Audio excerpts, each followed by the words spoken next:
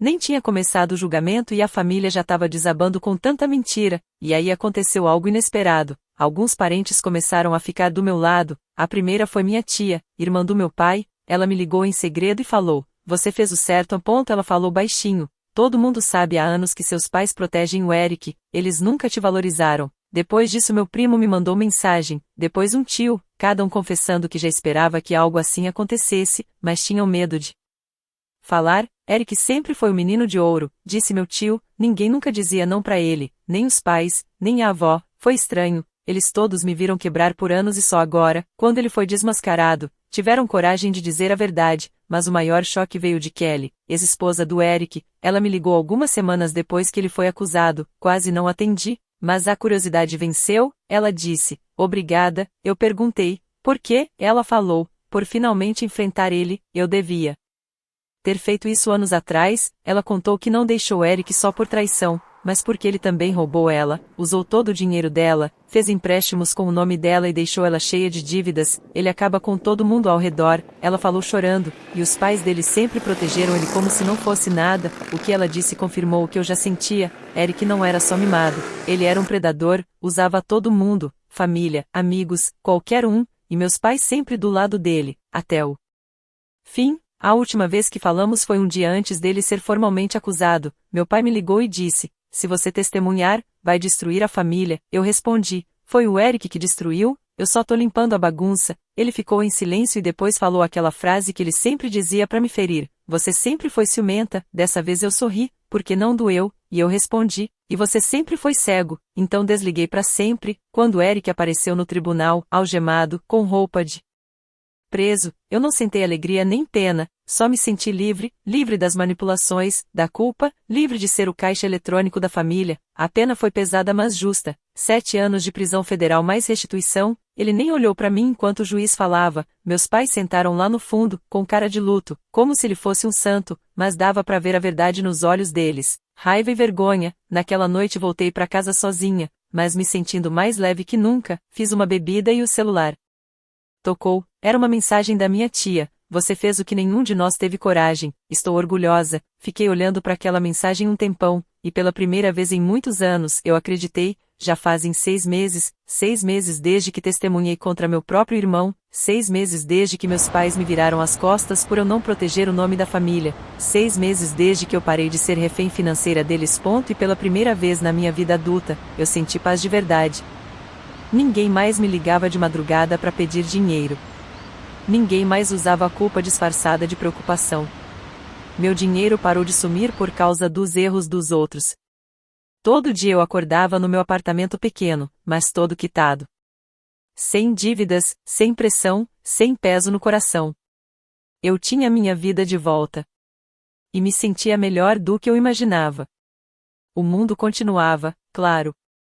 Eric estava preso numa cadeia federal, e a empresa dele virou um monte de processos e contas sem pagar. A mídia falou um pouco sobre o caso: jovem empresário acusado de fraude. Mas hoje em dia, escândalo some rápido. Meus pais entraram numa negação ainda maior, afastando qualquer um que não falasse bem do filho. Os parentes disseram que minha mãe ainda fazia jantares falando do Eric como uma vítima. Meu pai ficava o dia todo reclamando de traição para quem quisesse ouvir. Mas eu não fazia mais parte da história deles. Um dia, recebi uma mensagem que eu nunca esperei. Era um e-mail da Kelly, ex-mulher do Eric. "Eu sei que você talvez não queira ouvir de mim", ela escreveu. "Mas quero dizer uma coisa. Obrigada. Não só por enfrentar o Eric, mas por sobreviver a eles. Eu sei como eles são, e sei como é difícil se livrar de pessoas assim." Fiquei olhando para a tela um tempão, sentindo o peito apertar. Ela tinha razão. Sobreviver a eles foi exatamente o que aconteceu. Depois de uma vida inteira com correntes invisíveis, eu finalmente estava livre. Algumas semanas depois, mais uma surpresa. Alguém bateu na minha porta. Quando abri, congelei. Era minha tia, irmã do meu pai. Ela não falava comigo desde o julgamento. "Espero que não seja um mau momento", ela disse. "Não", respondi. "Pode entrar." A gente sentou. Ela estava nervosa, brincando com a aliança. Só queria que você soubesse, ela começou, sua avó faleceu na semana passada. Meu coração afundou. Ela sempre foi a única da família que me via como pessoa, não como uma fonte de dinheiro. Ela então puxou um envelope. Dentro tinha uma carta escrita à mão: você sempre foi o único que enxergou a verdade. Não se sinta culpado por escolher a si mesmo. É isso que eu sempre quis que você fizesse. Embaixo da carta, tinha uma cópia do testamento. Ela deixou tudo para mim: a casa, o dinheiro, a herança que meus pais achavam que iam receber.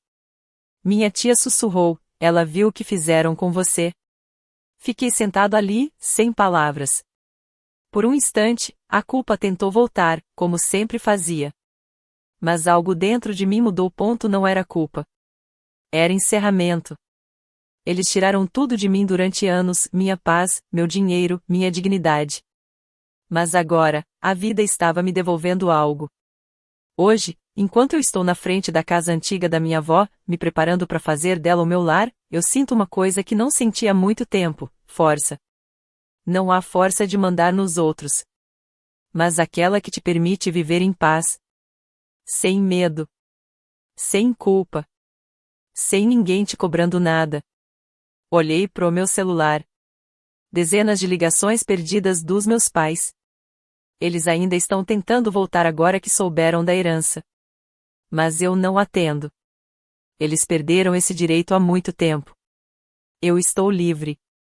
Eu paguei todas as contas da minha família por anos, mas no dia de ação de graças meu pai disse com frieza: sai daqui, pagar a hipoteca não te mata, e minha mãe ainda sussurrou que eu tinha inveja do meu irmão, o queridinho, o empresário que não ajuda em nada. Então eu falei: deixa ele pagar os $8.500 de contas desse mês, e desliguei tudo da casa durante a noite. Deixei ele sem luz, sem água, sem nada. A polícia bateu, minha mãe chorava, minha irmã pedia para parar, mas eu só levantei da mesa, disse: vocês escolheram isso, e fui embora. O ar frio não deu a mais do que as palavras deles. Eu carreguei eles nas costas por anos, paguei cirurgia, hipoteca, comida, ajudei até a empresa do Eric, mas nunca foi o bastante. Para eles eu era só o banco que mora sozinho e não tem filho. Mês passado paguei os impostos atrasados da casa e minha mãe disse: para que você precisa de dinheiro? Ela ainda falou que eu tinha sorte de poder ajudar, mas a verdade é que trabalho 70 horas por semana. Enquanto Eric torra dinheiro com coaches e viagens com a namorada nova, eu não tive férias, dirijo um carro velho, abri mão de comprar minha própria casa para eles não perderem a deles, e sempre que tento parar, eles me fazem sentir culpado. Dizem que me deram tudo, que Eric só precisa de tempo, mas neste jantar foi diferente. Eles me expulsaram de verdade, como se eu nem fosse da família, só servia quando minha conta estava cheia. Depois fui descartado, e aí vieram as ligações. Primeiro, minha mãe dizendo para eu não levar a mal, depois o Eric me mandando mensagem pedindo para pagar mais uma conta do cartão dele, dizendo que era só temporário, como sempre, só temporário, como a hipoteca, a luz, a escola dos filhos dele que eu nunca concordei em pagar, mas acabei pagando, e 2 dias depois entro no meu banco e vejo que abriram um cartão de crédito no meu nome. Gastaram milhares com hotéis eletrônicos, e eu sabia que foi o Eric. Ele usou meus dados sem vergonha nenhuma, eu não. Entrei em pânico, eu fiquei com raiva, sentei na escuridão e fiz as ligações que precisava, pro banco, pro advogado, congelei meu crédito, contestei as compras e fiz um boletim de ocorrência. Eles não só me usaram, eles me traíram, mas agora iam ver com quem estavam mexendo, e 3 dias depois, todos apareceram sem avisar. Eles bateram na porta do meu apartamento como se o mundo fosse acabar. Meu pai gritava: abre a porta, filho. Minha mãe chorava: só queremos conversar, e o Eric batia mais forte dizendo: você não entende o que está fazendo, mas eu entendi assim. Abri a porta devagar e falei frio: vocês têm 10 minutos. Eles entraram, minha mãe chorando, meu pai irritado mas tentando fingir calma, Eric pálido e suando, tentou falar que foi um mal-entendido. Eu ri e falei: você usou minha identidade e gastou $27.000, isso é crime. Meu pai falou que família não chama a polícia pra família. Eu respondi: agora somos família?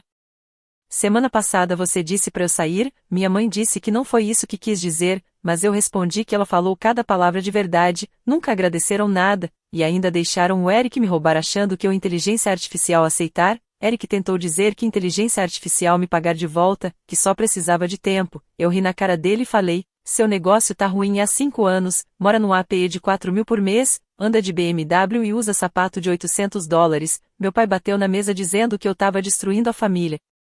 Mas eu falei que foi ele quem estragou tudo por proteger o Eric enquanto eu me acabava para ajudar. Eric então falou que eu sempre tive inveja. Eu quase gritei: você não tem sucesso, você é uma fraude e agora vai ter que viver como uma. Ele arregalou os olhos e eu disse: eu vou te denunciar, já registrei o boletim, roubo de identidade, fraude, tudo. Minha mãe desabou na cadeira. Ela disse: o que vai acontecer com seu irmão? E eu falei frio: não é mais problema meu. Eric tentou vir pra cima, mas meu pai segurou ele e gritou: você vai arruinar o próprio irmão?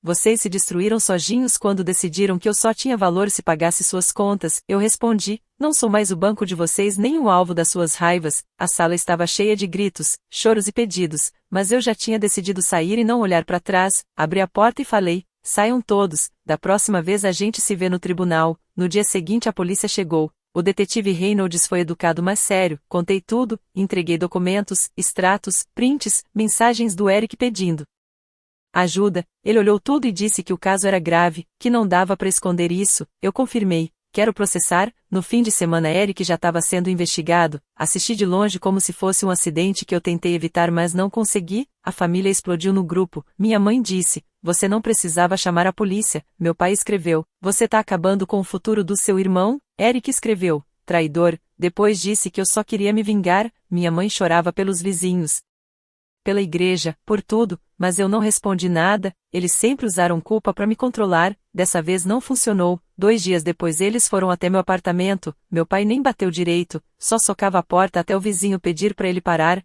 Minha mãe chorava como em novela. Ele gritou: abre, você não pode se esconder. Eu abri um pouco e falei calmo: não tem mais o que falar. Ele falou que eu estava sendo ingrato. Eu ri e falei: eu paguei sua casa, suas contas, tudo, você não fez nada por mim, só me usou. Minha mãe chorou dizendo: ele é seu irmão. Eu respondi: ele foi pra cadeia no dia em que usou meu nome. Eu gritei: se vocês ligassem pra ele mesmo, já tinham feito ele se responsabilizar anos atrás, mas vocês só protegeram ele como sempre. Meu pai ficou vermelho e disse: se continuar assim, você está morto pra nós. Eu respondi: eu tô morto pra vocês há anos, e fechei a porta na cara deles. Passaram semanas, a investigação andou rápido, descobriram que Eric fez isso com mais 3 pessoas, outros investidores. Quando a polícia foi atrás, eles apareceram. Agora ele enfrentava várias acusações criminais, até federais.